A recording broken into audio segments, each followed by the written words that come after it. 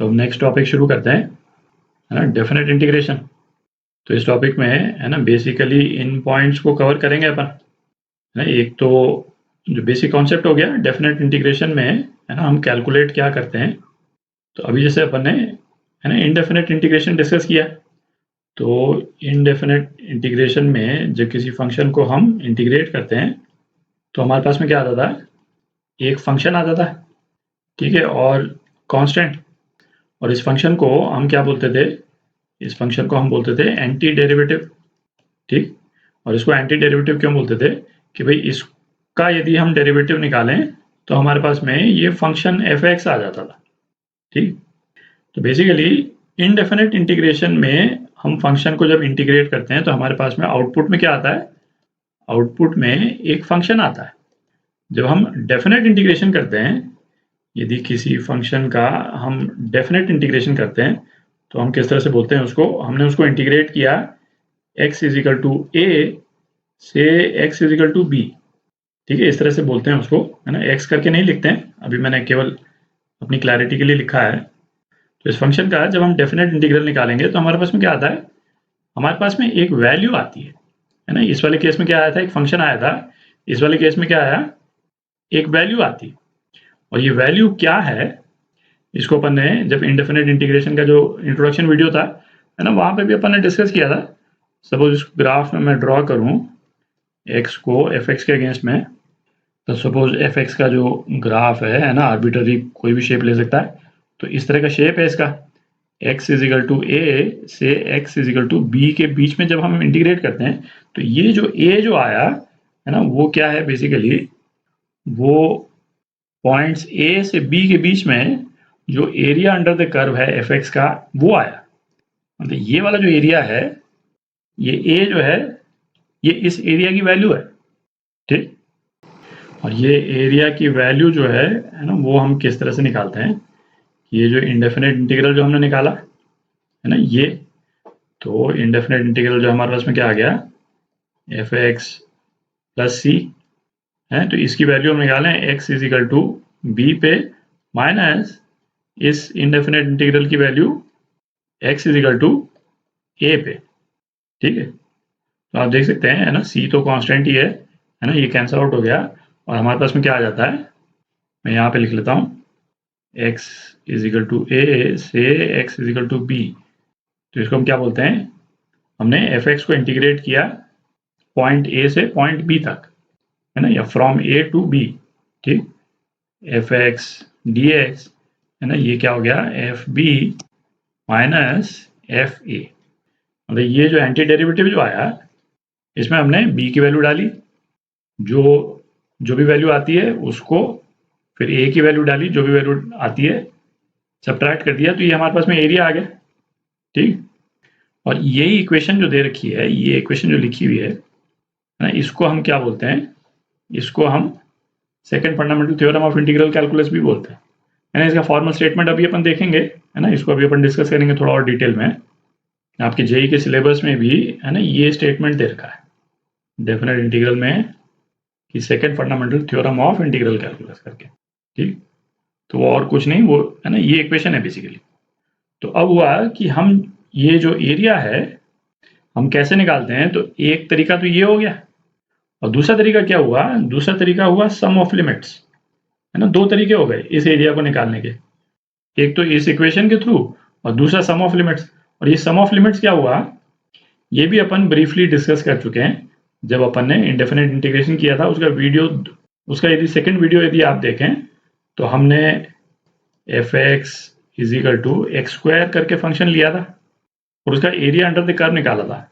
और किस तरह से निकाला था, हमने बेसिकली, है ना, दो पॉइंट्स को ये छोटे छोटे रेक्टेंगल्स में डिस्ट्रीब्यूट कर दिया था, याद है ना। ये छोटे छोटे रेक्टेंगल बना दिए थे, हर एक की थिकनेस जो है वो ऑलमोस्ट जीरो को टेंड करती हुई, है ना। ये एक रेक्टेंगल ये हो गया आपका, सेकंड रेक्टेंगल जो है वो ये हो गया, थर्ड रेक्टेंगल जो है वो ये हो गया, ठीक। तो चूंकि हर रेक्टेंगल की थिकनेस जो है वो जीरो को टेंड कर रही है, तो हम लिमिट लगा करके इन सभी रेक्टेंगल्स के एरिया को ऐड करते हैं, है ना। टेक्निक है बेसिकली, तो इसको हम सम ऑफ लिमिट्स बोलते हैं, एक अलग टॉपिक ही है ना, इसको अपन डिस्कस करेंगे डिटेल में। तो ये एरिया निकालने के दो तो तरीके हो गए, एक तो ये सेकंड फंडामेंटल थ्योरम, दूसरा सम ऑफ लिमिट्स। अच्छा, तीसरा क्या, प्रॉपर्टी ऑफ डेफिनेट इंटीग्रल। तो आपका डेफिनेट इंटीग्रल का जो टॉपिक है उसका 80% पोर्शन जो है वो इन प्रॉपर्टीज पे ही है, कि इन प्रॉपर्टीज को यूज करके हम ये जो एक्सप्रेशन है ना, इसको हम सॉल्व करते हैं और एरिया निकालते हैं। तो आपके दिमाग में ये पॉइंट उठ रहा होगा कि भाई जैसे इंडेफिनिट इंटीग्रेशन तो हमने कर ही लिया, ये जो एंटी डेरिवेटिव वाला जो फंक्शन है इसको तो हमको निकालना आता ही, तो अलग से ये प्रॉपर्टीज और करने की हमको जरूरत कहाँ पड़ रही, क्योंकि यदि हम इंडेफिनिट इंटीग्रल निकाल लेंगे उसके बाद तो केवल x इजिकल टू बी की वैल्यू डालो, x इजिकल टू ए की वैल्यू डालो, इंटीग्रल हमारा आ जाएगा। पर हम प्रॉपर्टीज क्यों करते हैं, क्योंकि है ना, आप देखेंगे जब हम डिस्कस करेंगे प्रॉपर्टीज को, इन प्रॉपर्टीज को यूज करके ये जो इंटीग्रल जो है इसको हम काफी ज्यादा सिंप्लीफाई कर देते हैं, है ना, प्रॉपर्टीज को यूज करके। तो हमको एफ एक्स डी एक्स का इंडेफिनिट इंटीग्रल निकालने की जरूरत ही नहीं पड़ती, स्पेशली जहाँ पे एफ एक्स डी एक्स जो है वो एक मतलब कॉम्प्लेक्स टाइप का इंटीग्रल हो, अप्रोप्रिएट प्रॉपर्टी लगा करके ये इंटीग्रल काफी ज्यादा सिंप्लीफाई हो जाता है। तो 8-9 प्रॉपर्टीज हैं, है ना, उसको अपन डिस्कस करेंगे एक एक करके, और लास्ट में अपन क्या डिस्कस करेंगे, area of regions bounded by curves. तो ये क्या हुआ, डेफिनेट इंटीग्रल से तो हम क्या निकाल रहे थे कि किसी भी कर्व के अंडर का एरिया, ठीक है। यहाँ पे क्या, सपोज दो कर्व्स हैं कोई भी, सपोज मैं एक पैराबोला ले लूँ, है ना, ये पैराबोला ले लिया मैंने, तो एक कर्व तो ये हो गया, C1 बोलते हैं इसको, और दूसरा कर्व जो है सपोज स्ट्रेट लाइन है ना, इसको C2 बोल दें। तो हमको क्या निकालना आ सकता है कि इन दोनों कर्व्स के बीच का एरिया, आप देख रहे हैं किसी एक ग्राफ के और एक्स एक्सिस के बीच का एरिया नहीं, इन दोनों कर्व्स के बीच का एरिया। तो ये भी अपने आप में अलग ही टॉपिक है ना, इसको अपन डिस्कस करेंगे। तो अब ये जो second fundamental theorem of integral calculus है ना, उसका स्टेटमेंट भी देखते हैं और उसके कुछ एस्पेक्ट्स देखते हैं। तो अब second fundamental theorem of integral calculus है ना, इसका एक तो स्टेटमेंट देखते हैं और इसके क्या क्या इम्प्लीकेशंस हैं, है ना, उसको देखते हैं। तो ये स्टेटमेंट क्या बोलता है, let f x be a continuous function, ठीक है, डिफाइंड ऑन, मतलब फंक्शन जो है डिफाइंड होना चाहिए कहाँ पे, क्लोज इंटरवल ए से बी, है ना। इन तीनों पॉइंट्स को अभी अपन ध्यान से देखेंगे, है ना, पहला पॉइंट ये, दूसरा पॉइंट कॉन्टिन्यूस फंक्शन, और तीसरा पॉइंट ये close interval, and f x be an antiderivative of f x, ये तो अभी अपन डिस्कस कर ही चुके हैं। तो definite integral of f x from point a to point b, है ना, इसी तरह से बोलते हैं अपन, ये किसके बराबर है, f b minus f a के बराबर, ठीक। तो अब इस स्टेटमेंट में एक चीज तो क्या रखा है कि फंक्शन जो है वो डिफाइंड होना चाहिए, है ना। मतलब क्या हो गया कि भाई ऑब्वियस चीज है कि अंडर रूट एक्स, सपोज इस तरह का फंक्शन हम ले लें, ठीक है, इसका इंटीग्रल तो एग्जिस्ट करता ही है हमको मालूम, इसको हम, है ना, -1 से 1 के बीच में इंटीग्रेट नहीं कर सकते, ठीक है। क्यों इंटीग्रेट नहीं कर सकते हैं, क्योंकि फंक्शन का जो ग्राफ है वो तो 0 से ही शुरू हो रहा है, ठीक है। -1 से 0 के बीच में ये फंक्शन डिफाइंड ही नहीं, तो इस डेफिनेट इंटीग्रल को हम कैलकुलेट नहीं कर सकते हैं, ठीक। और कारण अभी अपन ने देख ही लिया, फंक्शन एग्जिस्ट ही नहीं करता। तो एक पॉइंट तो ये हो गया। दूसरा पॉइंट देखते हैं, है ना, क्या function be a continuous function, तो इसका मतलब क्या ये है कि फंक्शन जो है वो ए से बी के बीच में लगातार कॉन्टिन्यूअस होना चाहिए, ना, ये होना जरूरी नहीं है, ठीक है, क्योंकि फंक्शन का शेप जो है ना, वो इस तरह का भी हो सकता है। इसको मिटा देता हूँ भाई, होने को फंक्शन तो इस तरह से भी हो सकता है भाई, यहाँ पे ये पॉइंट ए यहाँ से यूं जाए, ठीक, ये सॉलिड पॉइंट आ जाए यहाँ पे किसी एक पॉइंट सी पे, और उसके बाद में, है ना, ये हॉलो सर्कल होकर के और ये फंक्शन जो है वो इस तरह से आ जाए और ये पॉइंट बी हो जाए, तो फंक्शन जो है पॉइंट सी पे डिसकॉन्टिन्यूअस है, ठीक है।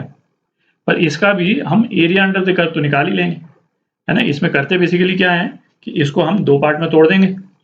तो ऐसे केस में हम क्या करते हैं भाई, फंक्शन को हम दो पार्ट्स में तोड़ दें, इसको फंक्शन एफ एन बोल दें, इसको फंक्शन एफ टू बोल दें, ठीक है।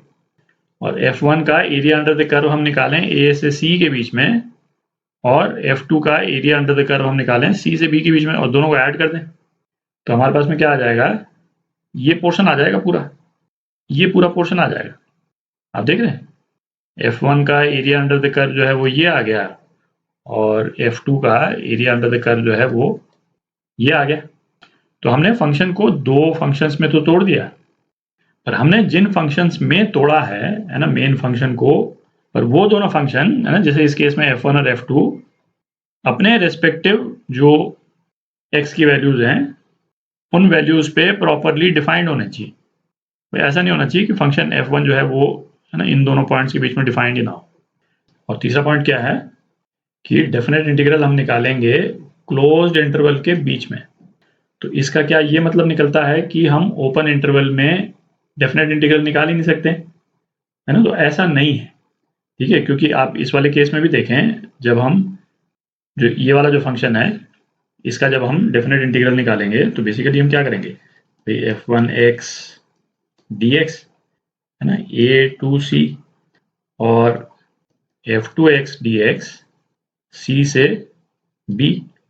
तो इस वाले केस में क्लोज्ड इंटरवल तो a से c के बीच में ही है, c से b के बीच में क्लोज्ड इंटरवल नहीं है, ठीक है। तो इसमें जो निकलेगा fb माइनस fc प्लस, आप देख रहे हैं क्यों? क्योंकि फंक्शन f2 जो है वो पॉइंट c पे डिफाइंड नहीं है ना, ये तो हॉलो सर्कल है ना, c के आगे डिफाइंड है, पर c प्लस पे ये फंक्शन f2 जो है वो वेल डिफाइंड है ना, ऐसा नहीं है कि इन्फिनिटी को टेंड कर रहा हो।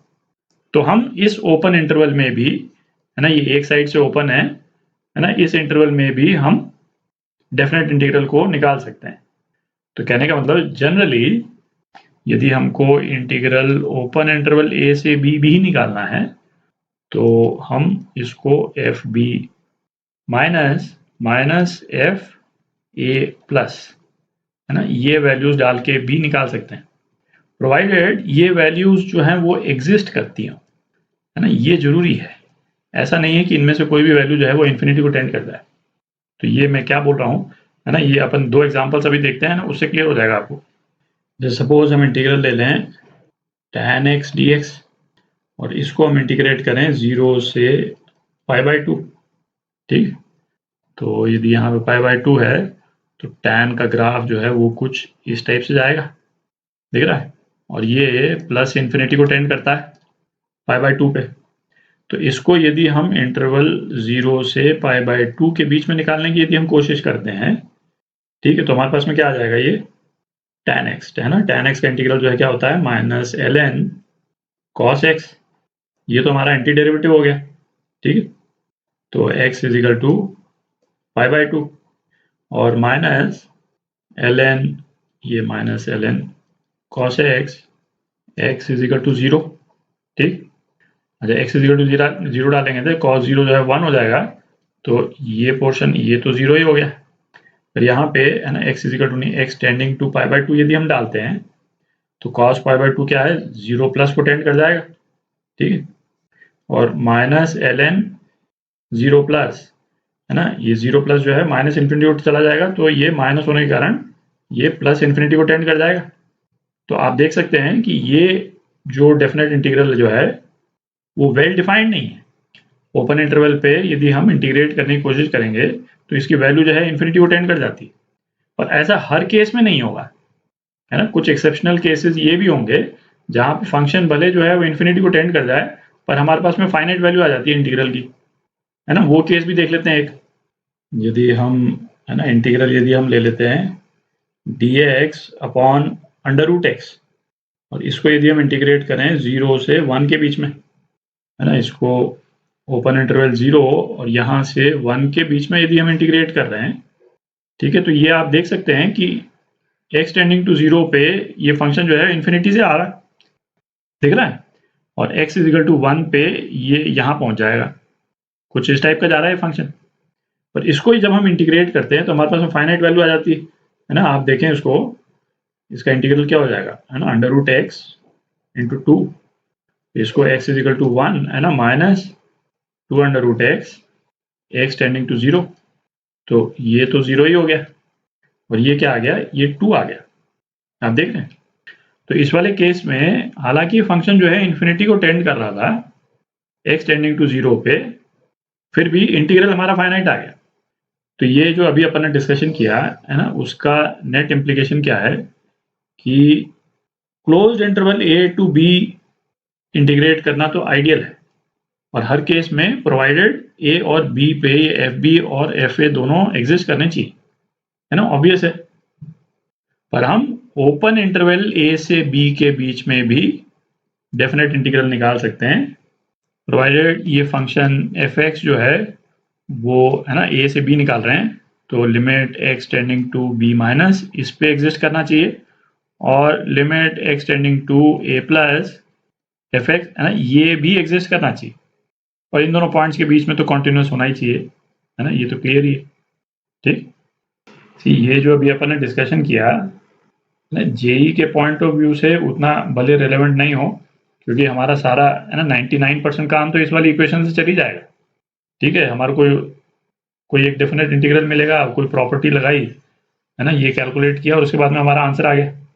पर कंसेप्चुअली है ना आपके दिमाग में ये क्लियर होना चाहिए कि डेफिनेट इंटीग्रल निकालने की रिक्वायरमेंट्स क्या है, और किन केसेस में डेफिनेट इंटीग्रल हम निकाल सकते हैं, किन केस में डेफिनेट इंटीग्रल नहीं निकाल सकते हैं।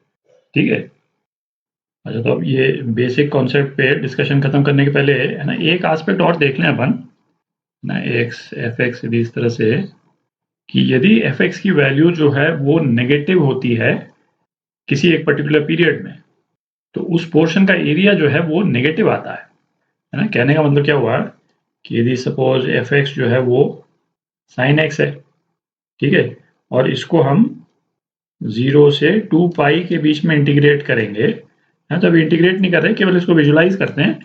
तो साइन एक्स का ग्राफ जो है वो किस टाइप का होगा, साइन एक्स का ग्राफ जो है वो इस टाइप का होता है ना, ये तो मालूम है अपने को। अच्छा, और इसके ये दोनों लूप जो हैं ये भी सिमेट्रिकल है, ये भी अपने को मालूम है। तो ये जो एरिया है A1 और ये जो एरिया है A2 है ना, इन दोनों का मैग्नीट्यूड तो सेम ही है। पर इसका जब जैसे हम इंटीग्रल हम निकालेंगे है ना, साइन एक्स डी एक्स 0 से 2 पाई, तो अपने पास में क्या आएगा, 0 आएगा, क्योंकि ये वाला जो एरिया है जो एक्स एक्सिस के ऊपर है ये पॉजिटिव आएगा, और ये वाला जो एरिया है जो एक्स एक्सिस के नीचे है ये नेगेटिव आएगा। तो किसी भी फंक्शन का एरिया जो है वो 0 भी आ सकता है, क्योंकि अब जैसे है ना इस इंटीग्रल को यदि अपन निकालते हैं तो साइन एक्स का इंटीग्रल क्या है ना, माइनस कॉस एक्स 0 से 2 पाई, तो ये क्या आ जाएगा, -1 माइनस ऑफ -1, तो ये क्या हो गया, ये 0 हो गया। पर इसी इंटीग्रल को यदि हम निकालते हैं से सपोज 0 से पाई के बीच में, 0 से pi sine x d x है ना, तो माइनस कॉस एक्स और 0 टू पाई, तो ये क्या आ जाएगा, minus cos pi minus cos 0 है ना, ये आ जाएगा। और माइनस कॉस पाई कितना है ना, +1, और ये भी +1, तो ये क्या आ गया है ना, 2 आ गया। तो ये A1 जो है ना ये 2 है, और इसी तरह से आप A2 भी निकालिएगा, तो A2 जो है वो आपका क्या आएगा, A2 जो है वो -2 आएगा, तो इनका सम जो है वो क्या आ जाता है ना, 0 आ जाता है। इसी तरह से जैसे सपोज कोई स्ट्रेट लाइन है ना, इस टाइप से स्ट्रेट लाइन हमने बना दी, और पॉइंट ए यहाँ पे है और पॉइंट बी जो है वो यहाँ पे है, तो ए और बी के बीच में है, यदि हम इसको इंटीग्रेट करेंगे तो एक एरिया ये हो गया, एक ट्राइंगल ये हो गया, है ना। सपोज ये A1 है और ये A2 है, तो अपन जब उसको कैलकुलेट करेंगे तो जो वैल्यू आएगी अपने पास तो एक सिंगल वैल्यू आएगी, वो single value actually A1 minus A2 की होगी। ठीक है, तो इसको भी ध्यान में रखें।